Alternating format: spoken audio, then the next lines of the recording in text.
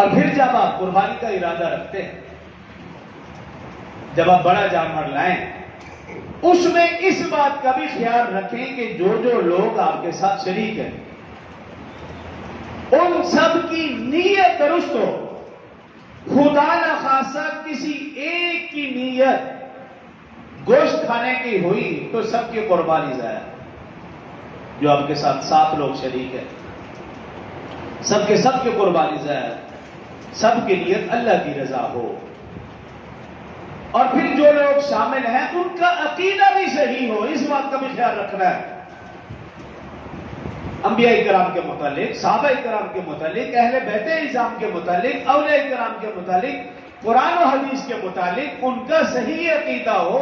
کہیں وہ مرزائی تو نہیں، اس بات کا اپنا خیال رکھنا ہے. کہیں وہ صحابہ کے اوپر تبرہ بازی کرنے والا شخص تو نہیں، کہیں کوئی قرآن و حدیث کا منکر تو نہیں، کوئی بدعتی شخص تو نہیں. ایسا شخص نہ ہو جو صحیح العقیدہ نہ ہو، اس کو آپ شامل نہ کریں. وہ شامل ہوگا تو آپ کی قربانی ضائع، کیونکہ یہ بہت بڑا عمل ہے. تو اس عمل کو ضائع نہیں کرنا. اور پھر یہ بھی یاد رکھیے، درس میں بھی میں نے بتایا تھا کہ 5 شرائط ہیں قربانی کے وجوب کے لیے. سب سے پہلی شرط، قربانی کرنے والا مسلمان ہو، غیر مسلم کے اوپر نہیں ہے. قربانی اس کے اوپر واجب نہیں. ہاں، غیر مسلم کو ایک تو آپ نے یہ خیال کرنا ہے کہ ذبیحہ آپ مسلم سے کروائیں، کہیں ایسا نہ ہو کہ غلطی سے کسی غیر مسلم آ جائے، اس بات کا بھی دھیان رکھنا ہے. ایسے واقعہ چند سال پہلے ہوئے ہیں. ہاں، غیر مسلم کو آپ گوشت دے سکتے ہیں، بلکہ دینا آپ کی ذمہ داری ہے. خاص طور پر ہم دیکھتے ہیں کہ ہمارے ارد گرد صفائی کرنے والا عملہ تقریباً اکثریت اس میں عیسائی ہوتے ہیں، یا گھروں میں کام کاج کے لیے خواتین بعض اوقات عیسائی ہوتی ہیں. چونکہ یہ اہل کتاب ہیں تو اہل کتاب کو قربانی کا گوشت دیا جا سکتا ہے. جب ہم اس سے گھر کی صفائی، کپڑے وغیرہ دھلوا سکتے ہیں تو پھر اس کو قربانی کا گوشت ضرور دیں. یہ ہمارے اخلاق کا حصہ ہے، ان کو آپ ضرور یاد رکھیں. اب انشاءاللہ گوشت بھیجیں گے تو اس کے اچھے اثرات مرتب ہوں گے، ان کا آپ خاص خیال رکھیں. تو پہلی شرط یہ ہے کہ قربانی کرنے والا مسلمان. دوسری شرط یہ کہ وہ آزاد ہو، غلام کے اوپر نہیں. اب تو خیر غلامی کا دور نہیں. تیسری شرط یہ کہ وہ عقل مند ہو. اگر کوئی ایسا ذہنی توازن اس کا درست نہیں ہے تو اس کے اوپر قربانی واجب نہیں. چوتھی شرط یہ کہ وہ بالغ ہو، یعنی بڑا ہو، بچے کے اوپر نہیں. اگرچہ اس کے پاس پیسے ہی کیوں نہ ہو تب بھی اس کے اوپر قربانی نہیں. نابالغ کے اوپر قربانی واجب نہیں. پانچویں اہم شرط یہ ہے کہ وہ صاحب نصاب.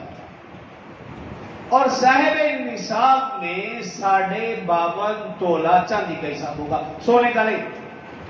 52.5 تولہ چاندی، جس کی مالیت تقریباً 1,57,000 یا 57,000 سے بھی کچھ اوپر ہے. 58,000 آپ لگا لو، 60,000 کر لیں.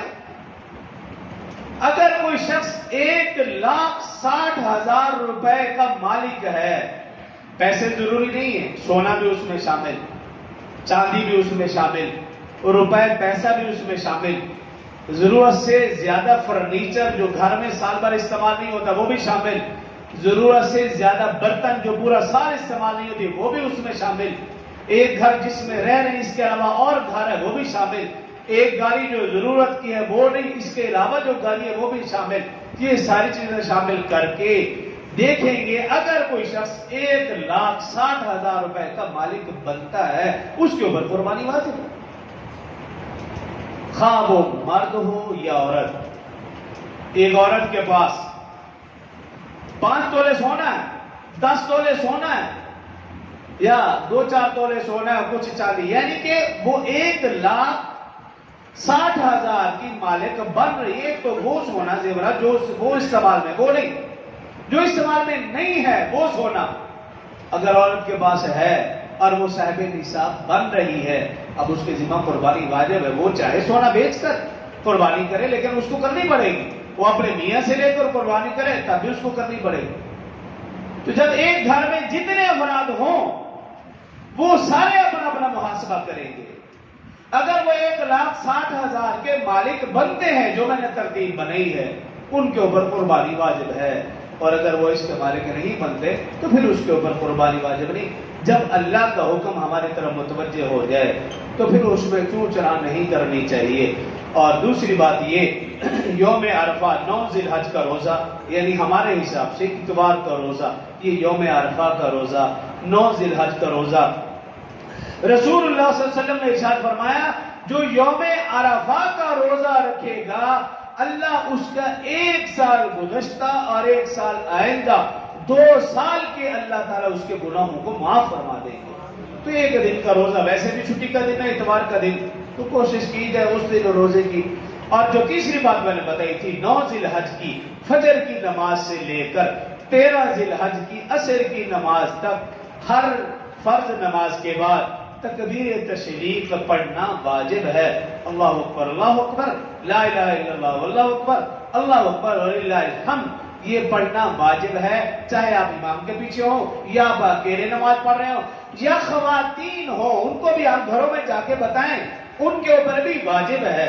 تو خواتین کے لیے یہ ہے کہ جب وہ جائے نماز جس کے اوپر وہ نماز پڑھتی ہے وہاں پہ ایک چٹ لگا دیں اور اس چٹ کے اوپر لکھ دیں بھی 9 ذی الحج سے لے کر 13 تک میں نے تکبیر پڑھنی ہے۔ تو جب وہ چٹ کو دیکھیں گی تو ان کو یاد آ جائے گا، ان کے لیے اس طرح یاد رکھنا آسان ہو جائے گا۔ یہ واجب ہے اور آپ کو پتہ ہے واجب فرض کے قریب قریب ہے، ان اعمال کا ہم نے خاص خیال رکھنا ہے۔ اور عید الاضحیٰ کی نماز انشاءاللہ 6 بجے ادا کی جائے گی، تو جو اب آپ تشریف لائے ہیں وہ ان تک بھی پیغام پہنچا دیں کہ جو آج تشریف نہیں لائے یا جو عید کے دن ادھر تشریف لاتے ہیں، ہمارے مہمان ناخواں بھائی نعمان صاحب تشریف لائے ہیں، تو ملتمس ہوں کہ وہ تقریباً 10 منٹ 1:15 تک وہ اپنا کلام پیش فرمائیں اور تمام آپ ان کے حوصلہ افزائی فرمائیں۔